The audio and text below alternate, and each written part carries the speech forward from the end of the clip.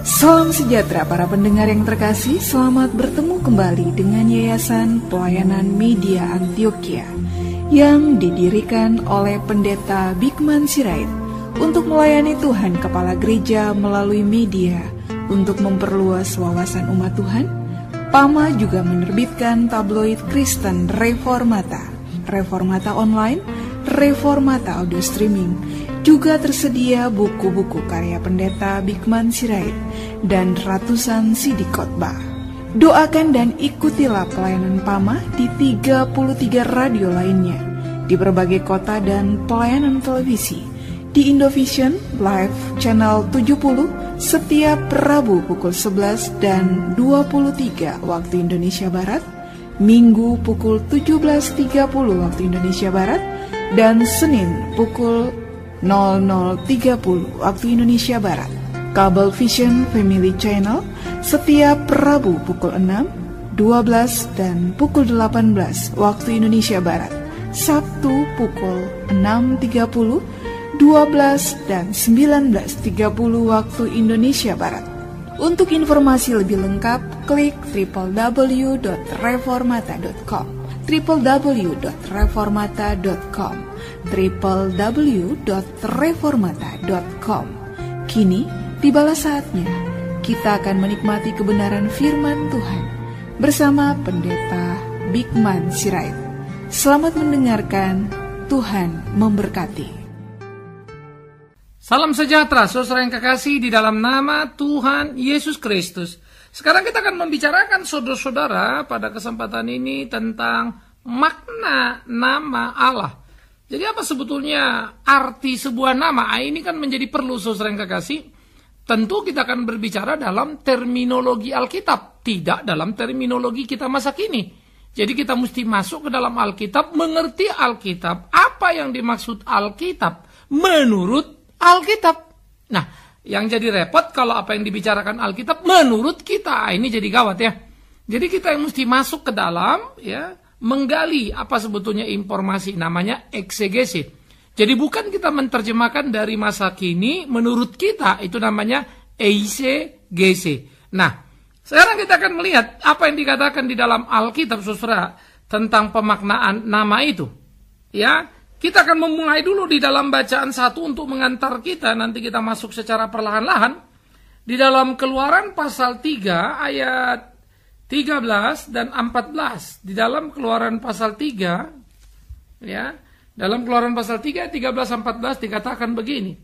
Lalu Musa berkata kepada Allah, tetapi apabila aku mendapatkan orang Israel dan berkata kepada mereka, Allah nenek moyangmu telah mengutus aku kepadamu, dan mereka bertanya kepadaku, bagaimana tentang namanya? Perhatikan ya, bagaimana tentang namanya? Apakah yang harus kujawab kepada mereka? Ya. Firman Allah kepada Musa, aku adalah aku, lagi firmannya. Beginilah kau katakan kepada orang Israel itu, akulah aku, telah mengutus aku kepadamu. Saudara-saudaraku yang kekasih, Musa adalah seorang yang sekolah di Mesir sebelum kemudian menjadi buron. Dan dia seorang yang sangat terlatih dalam urusan diplomatik maupun urusan-urusan lainnya. Nah, kalau Tuhan mengutus dia, lalu orang akan tanya, Tuhan yang mana? Namanya siapa? Kan begitu. Sehingga Musa bertanya dong. Lalu kalau nanti mereka tanya, aku jawab apa? Ya. Nah, apa yang nama diberikan oleh Tuhan jelas sekali dalam pasal itu, bukan? Tuhan berkata, kalau mereka bertanya namaku, aku adalah aku. Katakan saja, akulah yang mengutus aku kepadamu. Oh loh, kok namanya si aku? Ada apa ini? Kan begitu kan? Sehingga kemudian dengan segera ini akan mengajak kita untuk berpikir, loh kenapa Tuhan jawab begitu? Kalau memang dia punya nama, kenapa dia nggak beri nama? Supaya clear kan? Supaya jelas. Ada apa sebetulnya? Nah, yang menjadi repot adalah kalau kita berbicara dari prasoposisi kita, cara berpikir kita di kekinian, nama sekedar sebuah panggilan. Nama saya Bigman Sirait, saya dipanggil Bigman Sirait, tidak boleh lain. Ya, ini memang menjadi lain urusannya. Nah, ketika kita berbicara tentang Tuhan, kita bicara sebuah hakikat, kita bicara sebuah pribadi yang beyond, yang melintasi, yang melebihi. Dia kan maha, Ya, nah ini kan juga perlu untuk kita pikirkan bersama-sama. Nah, karena itu pemaknaan terhadap nama di dalam kehidupan manusia pun terasa sekali bagaimana ada hal-hal yang kemudian perlu untuk kita pahami bersama. Ya, nah sebelum kita lanjut, kita pikirkan dulu pertama makna nama di dalam Alkitab. Apa sih arti sebuah nama, begitu ya? Pertama, ya, nama itu adalah menunjukkan pribadi si pemilik nama. Pribadi si pemilik nama itu, penyamaan nama dan si pemilik nama artinya dirinya dia. Yakub tidak lagi disebut Yakub oleh Tuhan, kemudian dipanggil Israel, ya, sebagai anak atau sebagai pilihan itu. Abraham pada mulanya namanya Abraham, tapi kemudian dipanggil Abraham, ya, adalah lebih kepada pribadi yang mempunyai nama itu, sehingga penambahan kepada kata Abraham itu desa panjang, ya, menunjukkan kehadiran lebih suasana ilahi ke dalam namanya itu, ya. Nah, jadi bagaimana kehadiran perubahan Abraham dan Abraham dulu yang berangkat dan Abraham yang sudah semakin mengenal Tuhan itu, ya. Jadi ada perubahan kemudian, ya, kan nggak mungkin dong kalau kemudian dalam terminologi sekarang nama saya sebelumnya Bigman, nggak kenal Tuhan, lalu saya bertobat, lalu saya langsung ganti nama juga. Ya, kacau balau akte notari akte kelahiran kita nanti kan, karena beda konteks kita dengan orang dulu. Ini kita harus pahami juga, saudaraku, ya. Saulus menjadi Paulus. Banyak nama yang berubah. Karena itu menunjukkan adalah pribadi si pemilik nama. Jadi bukan nama calling, nama panggilan seperti Bigman tadi. Padahal nama saya berarti laki-laki besar, mustinya. Jadi saya harusnya nama itu menggambarkan diri saya, entah fisik, entah apa begitu ya. Padahal badan saya yang gak besar-besar amat. Nah, jadi kalau begitu saudara-saudaraku yang kekasih, pribadi si pemilik nama itu yang menjadi lebih penting daripada sekedar sebuah nama sebagai panggilan. Itu yang harus kita tamakan. Jadi penyamaan nama, Abraham jadi Abraham, Saulus jadi Paulus, begitu ya. Lalu Simon jadi Petrus. Ya. Nah, itu kita melihat. Jadi kita memperhatikan betul-betul nama-nama itu. Jadi itu berkaitan erat dengan pribadinya si pemilik nama itu. Ini yang kita mesti tahu. Sehingga nanti kalau kita bicara apa itu nama Yahweh, Elohim, Adonai, apa maksudnya, apa kaitannya, kita jadi clear. Itu penting ya. Yang kedua, nama itu adalah pribadi nama yang diungkapkan, pribadi yang diungkapkan, pengungkapan di atas nama itu. Kalau kita baca di dalam Alkitab misalnya ya, Yeremia 10 ayat 6 mengatakan tentang Allah yang besar. Lalu Keluaran 3, 13, 14 yang kita baca tadi mengenai kedaulatan Allah gitu ya. Atau bagaimana Musa dikenal dalam Keluaran 33 ayat 12 gitu. Nah, ini menunjukkan bagaimana sebetulnya nama itu menjadi pribadi yang diungkapkan. Nah, ini menjadi perlu saudara untuk kita pahami juga supaya kita tidak kemudian menjadi salah terminologi dalam mengerti apa yang dimaksud di dalam Alkitab, ya. Di dalam 33 Keluaran ayat 12 dikatakan begini, lalu berkatalah Musa kepada Tuhan, memang engkau berfirman kepadaku, suruhlah bangsa ini berangkat, tetapi engkau tidak memberitahukan kepadaku, ya, siapa, ya, yang akan kau utus bersama-sama dengan aku. Namun demikian engkau berfirman, aku mengenal namamu dan juga ya engkau mendapatkan kasih karuniaku. Tuhan bilang aku mengenal namamu. Emang apa hebatnya nama Musa? Tentu bukan nama sebagai nama panggilan Musa itu, tetapi Musa dikenal oleh Tuhan ya. Yang bernama Musa itu pribadinya dia yang lagi didiskusikan. Makanya nama-nama di waktu lampau itu tidak sembarang diberikan ya.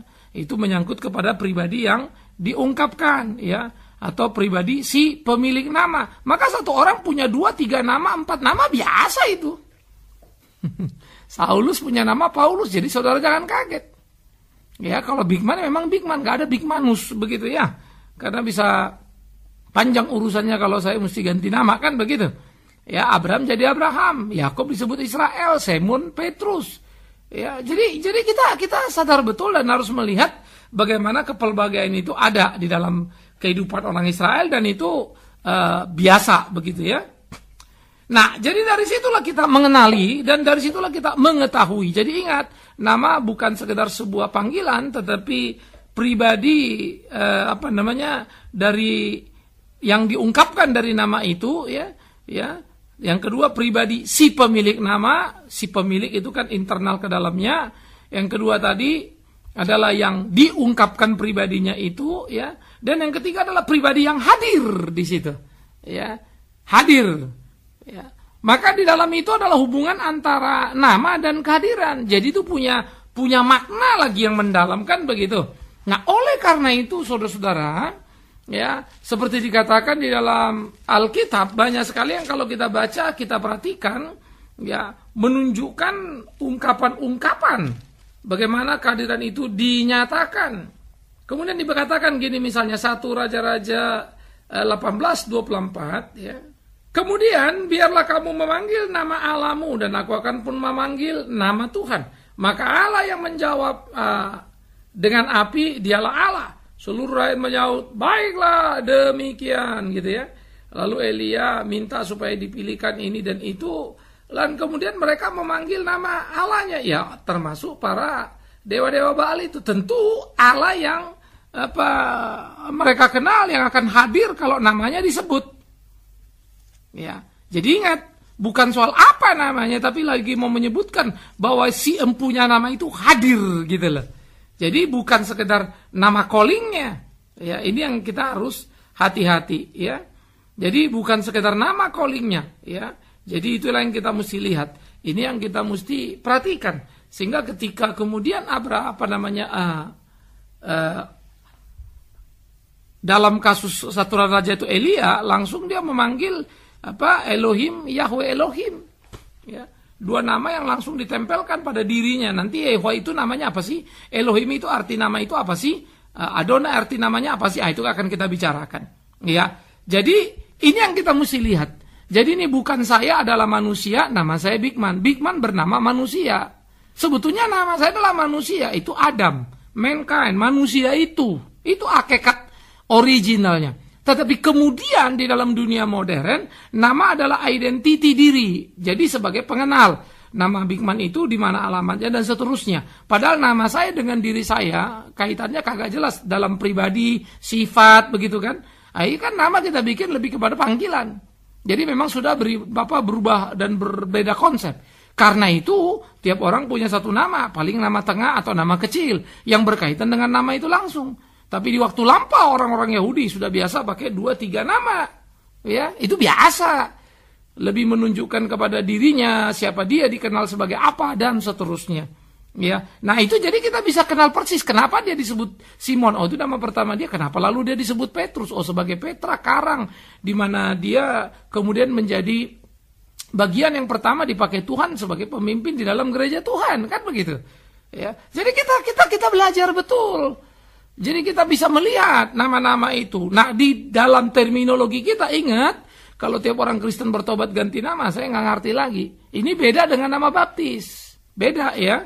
Dengan nama baptis lain lagi. Ini bukan nama baptis. Tetapi betul-betul menyangkut kepada diri orang itu, kualitas orang itu.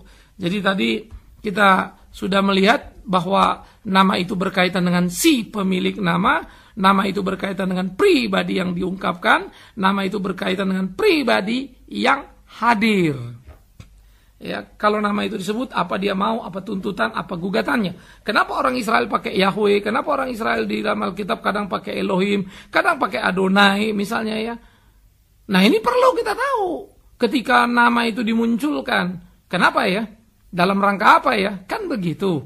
Sehingga kita betul-betul belajar untuk memahami itu dengan utuh, ya. Misalnya kita pengkhotbah tidak sekalipun memakai kata Yahweh. Kalau mau ditelusuri panjang sekali itu. Kenapa? Apa yang lagi mau dibicarakan di sana? Nah, itu kita mesti lihat spesifikasinya kenapa mereka pakai. Tapi nanti kita akan bicara itu. Itu sebab dalam Keluaran yang kita baca tadi, saudara-saudara yang kekasih, di dalam pasal 3 tadi ya. Bagaimana dikatakan di dalam ayat 13-14? Musa akan pergi lalu dia tanya, kalau ditanya aku ya Tuhan, namamu siapa? Sebuah pertanyaan yang sangat diplomatis. Sebagai seorang diplomat, Musa menempatkan dirinya. Kalau ditanya namanya siapa? Nah, kemudian Tuhan menjawab, namaku Yahweh. Bukan. Apalah susahnya bagi Tuhan untuk menyebut namaku Yahweh, kan selesai. Karena memang Dia bukan nama dikenal sebagai Yahweh itu tok, dia juga disebut sebagai Elohim, dia juga disebut sebagai Adonai. Sehingga dia mengatakan namanya adalah aku. Maka dikatakannya aku adalah aku. Apa itu? Allah yang berdaulat, itulah dia.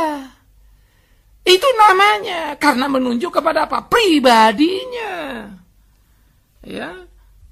Jadi ini yang kita mesti lihat. Inilah pribadi yang diungkapkan sebagai Allah yang berdaulat. Itu nama dia.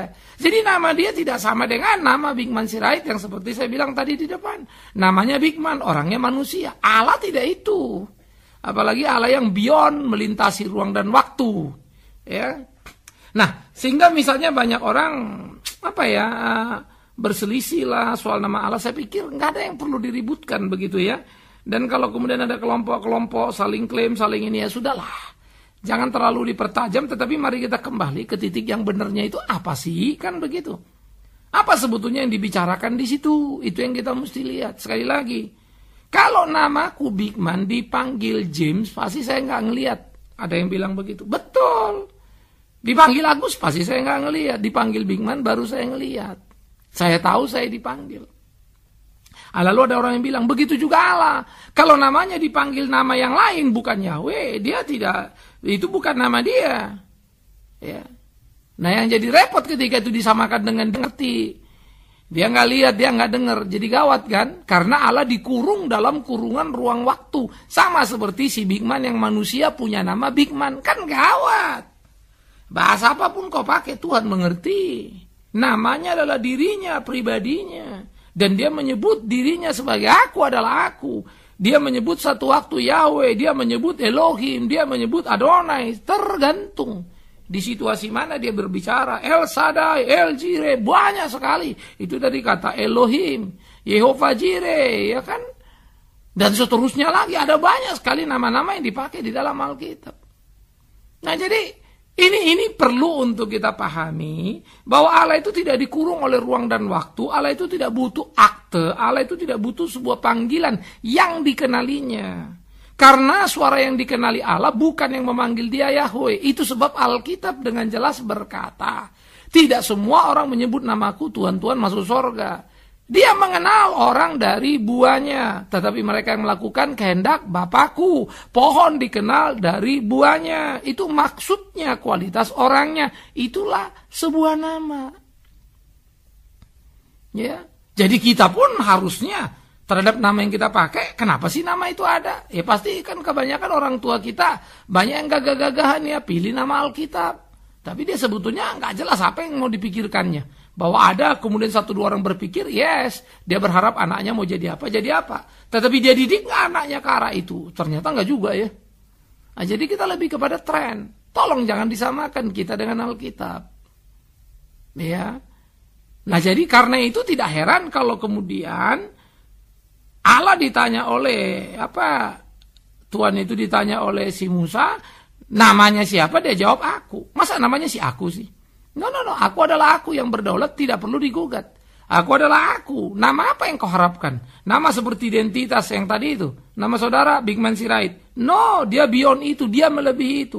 Tolong janganlah kemudian Tuhan itu kita buat menjadi kecil, menjadi kerdil. Tuhan itu kita buat menjadi semacam gagap mengenali orang kalau namanya salah dipanggil. Kan gawat kita nanti. Ya toh? Masa sih Allah kita begitu kan gitu. Karena itulah di Alkitab itu muncul bagaimana orang-orang Israel diajar mengenal Allah itu dengan benar. Ya. Nah ini yang menjadi penting. Jadi kalau kita misalnya ke 10 hukum, janganlah menyebut nama Tuhan Allahmu dengan sembarangan kan gitu. Nama yang mana? Yang Yahweh, yang Elohim, atau yang Adonai? Oh yang Yahweh namanya, jadi nggak boleh sembarang. Kalau Elohim boleh sembarang, Adonai boleh sembarang. Kan nggak begitu. Apalagi kemudian ketika dia ditanya, siapa namamu? Aku. Loh kok namanya aku? Dia sendiri sembarang terhadap namanya. Masa diganti-ganti namanya? Kalau memang Yahweh, Yahweh dong, jangan sebut aku dong. Kan begitu saudara. Apakah kemudian kita akan berkata Allah salah? Mengerikan sekali. Maka ketika Musa bertanya siapa namamu dan dijawabnya aku adalah aku, itu adalah kedaulatannya. Bukan Allah tidak mengerti pertanyaan Musa dan Musa bukan tidak tahu jawaban Allah. Hakikat dirinya lah pribadi yang diungkapkan di situ. Itulah dia yang berdaulat tidak bisa diganggu-gugat. Sehingga saudara-saudaraku yang kekasih, menjadi jelas bagi kita. Ya. Apa yang sudah kita bicarakan tadi. Nama adalah pribadi si pemilik nama. Ya. Nama adalah pribadi yang diungkapkan. Nama adalah pribadi yang hadir. Maka ketika Musa bertanya, siapa nama Allah? Allah jawab, aku adalah aku. Dia mengungkapkan hakikat kedaulatannya yang tidak terbantah. Allah tidak perlu sebuah nama seperti Bikman Sirait. Perlu nama supaya dikenali. Tapi Allah sudah dikenali dalam hidup ini oleh orang kepunyaannya. Dan dia disapa dalam banyak bahasa. Puji Tuhan.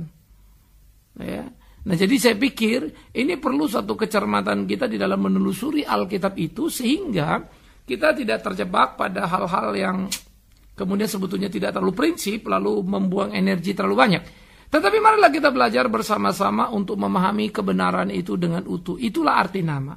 Nah, nanti kenapa dia disebut Yahweh, Elohim, Adonai akan kita bicarakan pada kesempatan berikutnya. Tetapi kembali kepada makna nama Allah, jadi kita mengerti dengan utuh. Ya, hakikat diri dan pribadinya jadi beda dengan saya. Nama saya Bikman, sayanya manusia. Lain ya, ini bukan dia Allah. Sebagai Allah namanya ini, bukan itu Allah.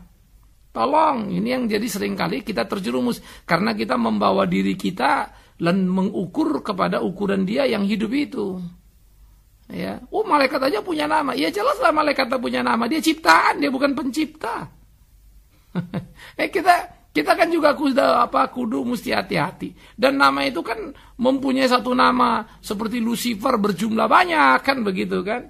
Jadi ada nama-nama itu pun dari sebutannya itulah kita tahu apa sebetulnya yang dikerjakannya. Hakikat dirinya itu kan pribadi yang diungkapkan. Nah, tetapi Allah adalah Allah yang beyond. Makanya ketika Musa bertanya tentang nama sebagai identitas seperti nama Bikman Sirait itu, langsung Allah jawab kepada orang Israel, aku adalah aku. Jadi namamu siapa? Nama aku si aku yang berdaulat. Wah, gagah perkasa sekali, hebat sekali. Yang jawab siapa? Tuhan. Dicatat di mana? Di Alkitab, Keluaran 3, 13 sampai 14. Jadi saya pikir ini yang mesti kita perhatikan bersama-sama saudaraku, sehingga kemudian kita bisa melihat secara keseluruhan. Itu sebab begitu masuk dalam bahasa Yunani nanti, Allah itu ya tidak disapa lagi dalam bahasa Ibrani sebagai Adonai ataupun sebagai Yahweh atau Elohim, tetapi apa? Pater, sebutan untuk Bapa, Kurios sebagai padanannya Adonai, Theos sebagai padanannya Yahweh atau Elohim. Clear kan? Ya, karena dia Allah yang melintasi segala sesuatu, dia Allah pemilik bahasa, dia punya itu, nggak ada bahasa itu bahasa orang. Oh itu bahasanya si A, bahasanya si B. Yang benar aja kita susrah. Apalah di kolong langit ini punya manusia, semua punya dia, kecuali memang kita akui, ya bahwa ada yang punya itu, sehingga Tuhan harus hati-hati mengklaim semua punya dia. Kalau saya tidak akan hina Tuhan saya. Tuhanku ku percaya menciptakan langit, bumi dan seisinya, termasuk bahasa. Ya, punya dia itu. Oke. Tetapi dia yang punya loh, bukan aku. Dan aku tidak bisa petantang-petenteng untuk hal itu. Ya. Tetapi itulah kesaksian Alkitab dan aku percaya pada kesaksian Alkitab. Kembalilah kita. Nah, karena itu ketika Musa bertanya siapa nama Allah? Allah menjawab, aku adalah aku, dan katakanlah pada orang Israel, aku adalah aku. Padahal persoalan yang dihadapi Musa sangat serius. Dia akan kembali kepada bangsa yang pernah menolaknya, bangsa yang membuat dia menjadi buron, yang notabene adalah bangsanya sendiri. Tapi ditanyanya nama Allah, Allah jawab begitu. Ayo. Dalam satu suasana kan kita bilang mengerikan, menakutkan kan? Kalau memang otaknya Musa perlu nama, namanya panggilan apa tadi, seperti manusia yang bernama Bikman Sirait itu, pasti Musa nggak pergi dan takut setengah mati. Mana mau dia jalankan perintah Tuhan? Ya. Sehingga dia nggak bisa bantah. Hanya saja kemudian dia berkelit mengingat takutnya. Tapi nanti gini, tapi gini, dan segala macam. Aku nggak bisa ini, nggak bisa itu. Nah, baru kemudian Tuhan menunjukkan kepada dia kedaulatan dan kekuasaan yang luar biasa, dan Musa bergerak. Jadi saudaraku yang kekasih, bukan Tuhan tidak tahu siapa namanya. Justru kita yang tidak tahu namanya. Itu sebab dia katakan, namaku, aku adalah aku yang mengutus aku kepadamu. Puji Tuhan. Artinya apa? Dia pribadi yang diungkapkan nama. Dari namanya, ia adalah orang yang berdaulat penuh, yang tak bisa digugat oleh siapapun juga. Terpujilah Tuhan kita. Dan biarlah kita menikmati makna nama itu secara utuh dalam kehidupan kita. Tuhan dipermuliakan. Amin. Mari kita berdoa. Tuhan, kami bersyukur, kami berterima kasih untuk cinta kasih-Mu dalam hidup kami. Kami bersyukur, berterima kasih untuk belas kasihan-Mu. Tolong kami, tuntun kami, bimbing kami, supaya hidup kami berkenan kepadamu, menjadi puji hormat bagi nama-Mu. Demi Yesus Kristus yang menjadi Tuhan dan Juru Selamat kami yang hidup, kami berdoa, kami bersyukur pada Bapa di dalam sorga. Terpujilah Tuhan. Amin.